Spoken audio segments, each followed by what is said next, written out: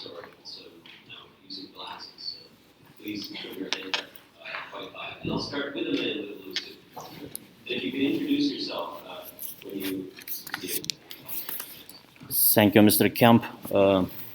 My name is Əhməd Şahidov from Azərbaycan Institute for Democracy and Human Rights.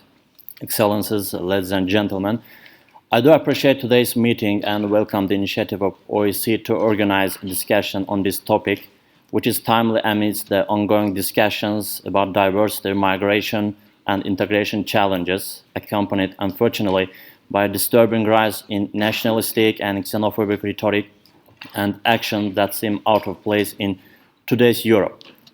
There is much experience and expertise in this room. Even in the region covered by OEC, we know that having the mechanisms and standards in place is no guarantee that human rights in cultural diverse societies will be protected and promoted. Even in some countries where all the building blocks of democracy are supposedly in place, we see human rights coming under attack.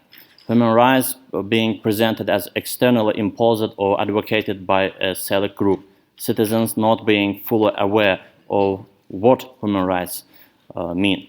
Societies where human rights, including minority rights, are not protected and promoted are more vulnerable to tensions and conflict.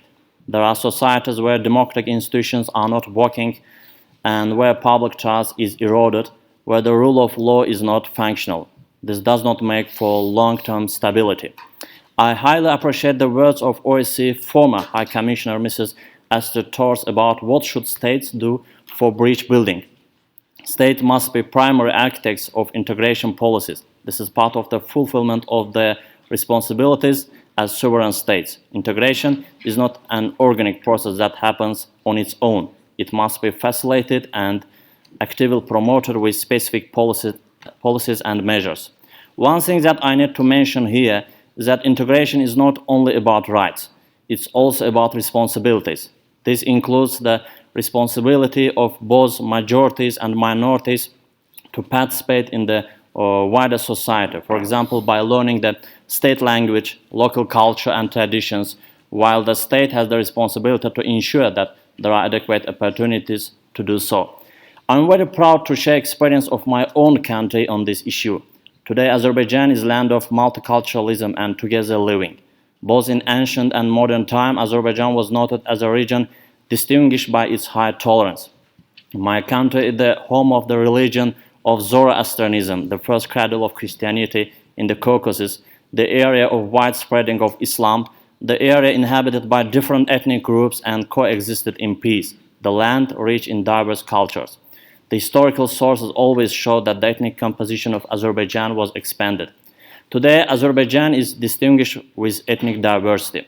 Besides Azerbaijani Turks, Mountain Jews, Germans, Russians, Tats, Talysh, Kurds, Molokkans, Ingilois, Tsakhurs, Avars, Lezgins, Armenians, and other ethnic groups live in its territory. Also, the representatives of ethnic groups consider themselves as Azerbaijanis, but each group has retained distinctive elements of their different culture. This culture is reflected in domestic life, crafts, in kitchen, and various ceremonies. In spite of war with Armenia for more than 25 years, Azerbaijan protects Armenian church in the top center of Baku nowadays. I wish to see Azerbaijani mosques in Nagorno-Karabakh, such as Şuşa mosques, Ağdamda mosques. Unfortunately, they are destroyed many years ago. I want to inform you about Azerbaijanis who live abroad as national minorities. For example, there are more than 300,000 Azerbaijanis in Georgia, and they are the second nation in Georgia. Azerbaijanis are integrated into Georgian society. They have their own schools, circles, communities, newspapers, and etc. There are 3 Azerbaijan MPs in new elected parliament of Georgia. Azerbaijanis in Georgia speak state language as well, and this is a key of successful integration. By the way, I want to thank a Georgian representative here for that conditions. Another example that I want to quote is about Azerbaijanis who live in Iran now. Maybe it's very difficult to imagine, but we have more than 40 million Azerbaijanis in Iran. Unfortunately, they don't have no ordinary school, no university, no newspaper, in general, no human rights as well. At the end of my speech, I want to underline that bridge building and integration are part of human rights. If fundamental human rights are violated in country, we cannot talk about integration and bridge building in that society in general. Thank you for your attention. Thank you very much. Because there were quite a few hands up, we could ask speakers to limit their remarks to